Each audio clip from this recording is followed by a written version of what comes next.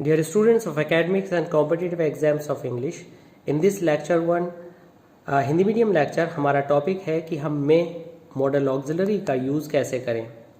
तो स्टूडेंट्स, हम जानते हैं कि मे का यूज़ प्रेजेंट और फ्यूचर को इंडिकेट करने के लिए किया जाता है, लेकिन फ्यूचर और प्रेजेंट को हम कुछ सर्टेन एक्सप्रेशंस के द्वारा ही इंडिकेट कर सकते हैं। आइए देखते हैं कि वे कौन कौन से ऐसे बिंदु और पॉइंट्स हैं जिसमें हम मे का यूज़ करते हैं।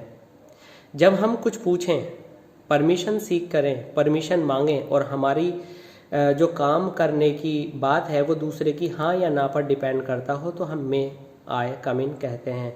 मे का यूज़ करते हैं किसी भी परमिशन को लेने में, चाहे वो कम इन के लिए हो या गो आउट के लिए हो या जो भी करना हो। जनरली स्टूडेंट्स जो यूज़ करते हैं वो कुड कर लेते हैं, वुड कर लेते हैं। वो इनफॉर्मल एक्सप्रेशंस हैं, उसमें आप लिसनर के हाँ या ना का जवाब का इंतज़ार नहीं करते और आप अपना एक्शन कर गुजरते हैं, लेकिन मे को हमें फॉर्मली यूज़ करना होता है। इसके अंदर रेस्पेक्ट इंडिकेशन ज़्यादा है। देखते हैं बी पार्ट में, ओनली एडल्ट्स में अप्लाई फॉर द पोस्ट। आगे ब्लू कलर के अंदर इंडिकेशन दिया है, हाईलाइट किया है, if they want. If they want means अगर वे चाहें। यहाँ से परमिशन जारी हो चुकी है, अगर वे चाहें तो भर सकते हैं। इट मीन्स उन पर कंपल्शन नहीं है। तो ऐसी दशा में परमिशन हमारी तरफ से चली गई, लेकिन दूसरे के ऊपर डिपेंड करता है कि चाहे करे या ना करे, तो वहाँ पर हम इस तरह की परमिशन में मे लगाते हैं। तो परमिशन लेने और देने दोनों में मे का यूज़ हुआ। Parents may not come with their word refusal, आगे इंडिकेशन में लिखा है।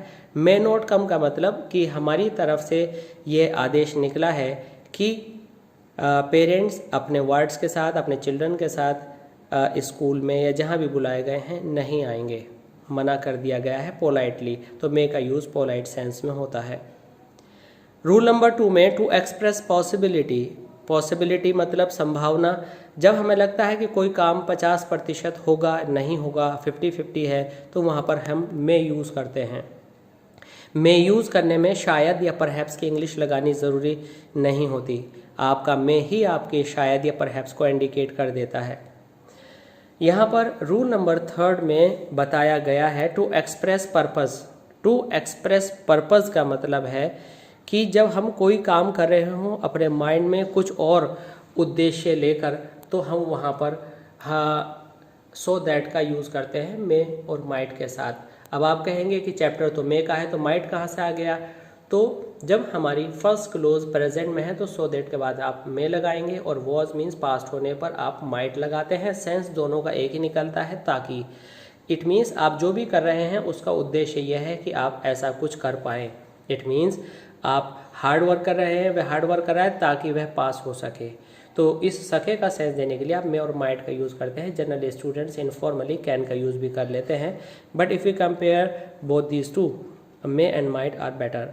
To express concession. कंसेशन का मतलब है छूट, या जब कंट्राडिक्शन होता है, विरोधाभास होता है, तो भी आप मे लगाते हैं। He may be physically weak but mentally he is strong. आपका कहने का मतलब है कि वह शारीरिक रूप से तो कमज़ोर हो सकता है, लेकिन वह दिमागी तौर से बहुत मजबूत है। तो इस तरह के कंट्रास्ट में, विरोधाभास में आप मे का यूज़ करते हैं, और जनरली बट का यूज़ बीच में आता है। इसके बाद रूल नंबर 3 में to express a wish. May God give you success, may you go to hell. पहले वाले में ब्लेसिंग्स हैं, दूसरे वाले में कर्स है। आई मीन टू से पहले वाले में वरदान है, दूसरे वाले में अभिशाप है। जब आप ईश्वर से इस तरह की कामना करते हैं तो आप अंत में एक्सक्लेमेटरी मार्क लगा करके, मे का एम कैपिटल बना करके इस तरह के सेंटेंसेस लिखते हैं। अगर यही सेंटेंस हम पहले वाले सेंटेंस से कंपेयर करें तो देखते हैं कि पहले सेंटेंस के अंदर क्वेश्चन है, जबकि यहाँ पर क्वेश्चन नहीं है, यहाँ पर आपकी विश जाहिर होती है। पार्ट नंबर 6 के अंदर हम देखें to express possibility. He is careless, he may fail. तो इस पॉसिबिलिटी के साथ एक वर्ड लगा है near. Near possibility. Near possibility का मतलब है कि उम्मीद ज़्यादा है ऐसा होने की। अगर कोई भी केयरलेस है तो फेल होना स्वाभाविक है, इट मीन्स हो ही जाएगा। तो जब हमारी पॉसिबिलिटी मोर देन 50% होती है और लगता है कि लगभग ऐसा हो ही जाएगा, तो हम मे का यूज़ करते हैं। तो ये सब डिसाइड करना होता है हमें अपने सेंटेंसेस के शब्दों से नहीं, बल्कि उनके दिए जाने वाले सेंस से। तो स्टूडेंट्स आई होप कि आपको यूज़ ऑफ में अच्छे से समझ में आ गया होगा। धन्यवाद।